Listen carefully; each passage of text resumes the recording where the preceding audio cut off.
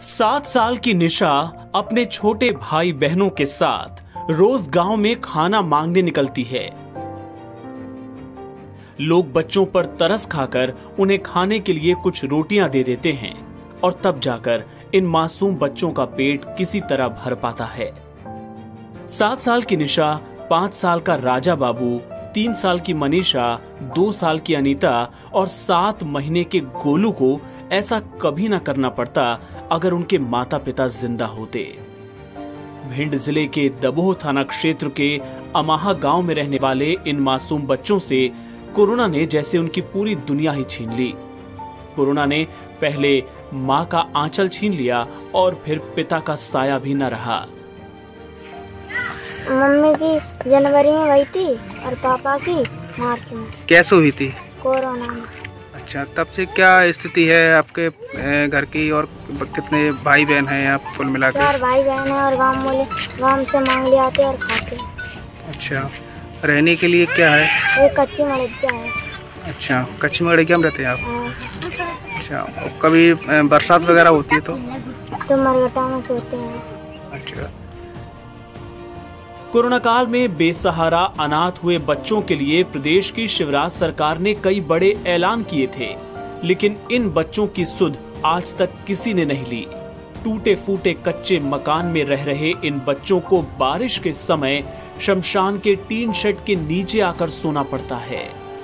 माता पिता की मौत के बाद रिश्तेदारों ने भी मुंह मोड़ लिया। मेहनत मजदूरी करने के सिलसिले में माता पिता यूपी के उरई आते जाते रहते थे। ऐसे में बच्चों के पास ऐसा कोई दस्तावेज भी नहीं जो उन्हें प्रदेश का नागरिक साबित कर सके।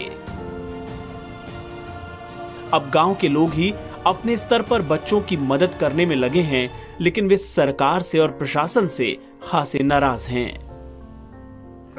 हम इनके जो है आधार कार्ड नहीं थे तो आज हम आधार कार्ड बनवाने इनके गए थे। इनके आधार कार्ड बनवा रहे, सोच रहे कि भाई इनकी सरकार भी इनकी तरफ निगाह करे जिससे इनका कुछ भला हो सके। सरकार ने दावे किए थे कोरोना में जो उनकी मौत होगी उनके सब खोखले दावे निकले। एक भी कोई दावा नहीं है, ना कहीं पटल पे कोई दिखाई नहीं दे रहा। तो सीएम ने तो बोला है ना कि मतलब वो बोला है, केवल वहीं से बोला है, यहाँ गाँव स्तर पे कुछ नहीं है, केवल बोला ही बोला है।